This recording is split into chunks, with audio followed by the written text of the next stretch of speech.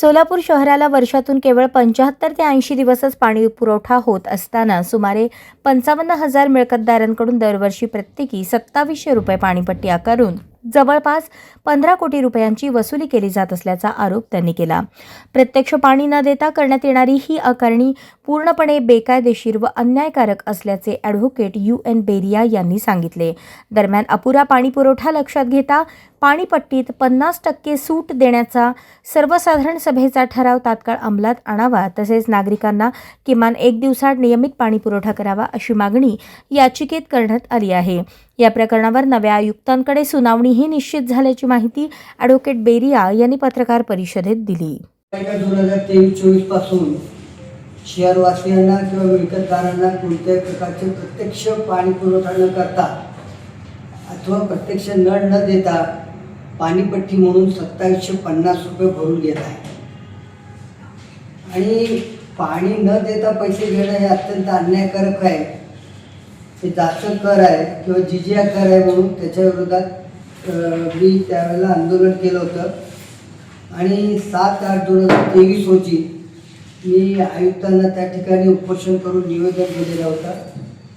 त्यानंतर सोलापूर शहरामध्ये ठिकठिकाणी सह्याची मोहीम घेऊन हजारो सह्याचं निवेदन देखील आयुक्तांनी दिलेलं होतं, परंतु तेवढं करूनही त्यांनी ती जे पैसे आहेत, जो जिजिया कर आहे पाणी न देता किंवा नळ न देता वसूल करायचं ते थांबलं नाही।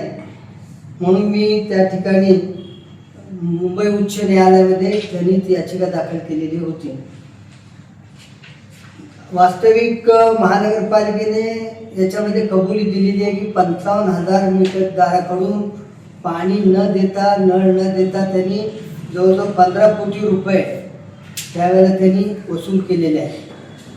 आणि तोच आधार धरून मी दाखल केलेली याचिका होती। त्यावेळेला शीतल उगले या कमिशनर म्हणून आयुक्त म्हणून काम करत होत्या। जेव्हा ही याचिका हिअरिंगला आली त्यावेळेला हायकोर्टाने सांगितलं की आता आयुक्त कोण आहे, आयुक्त बदललेले आहेत। कोणताही ठराव न करता कोणतीही मान्यता न देता त्यांच्याच हातात होतं, महापालिका सगळी त्यांच्या हातात होती, प्रशासक होते।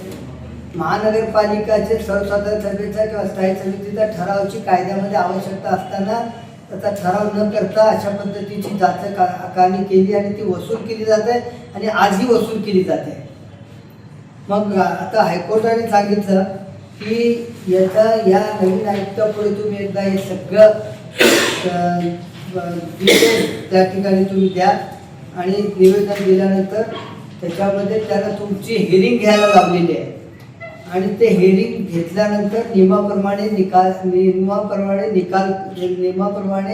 त्याच्यावर निर्णय घ्या अशा तऱ्हेचं त्याच्यामध्ये ऑर्डर केलेली आहे।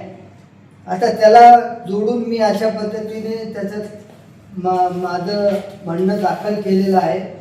मी सविस्तर अशा पद्धतीचं निवेदन दिलेलं आहे आणि त्याच्यामध्ये अनेक मुद्दे आणि कायदा मी त्या ठिकाणी नमूद केलेले आहे।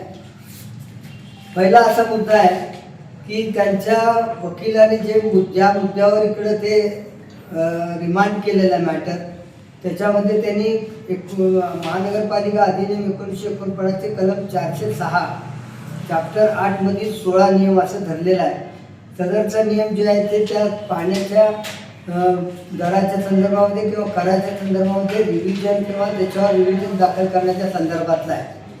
तसा तो नियम त्याला लागू होत नाही।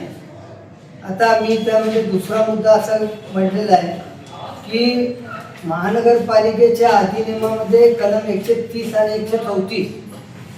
130 असं म्हणतो की प्रत्यक्षात पाणी दिलं पाहिजे किंवा नळाची जोडणी दिली पाहिजे, तर तुम्हाला या ठिकाणी पाण्याचे टॅक्स किंवा कर वसूल करता येतात, अन्यथा करता येत नाही।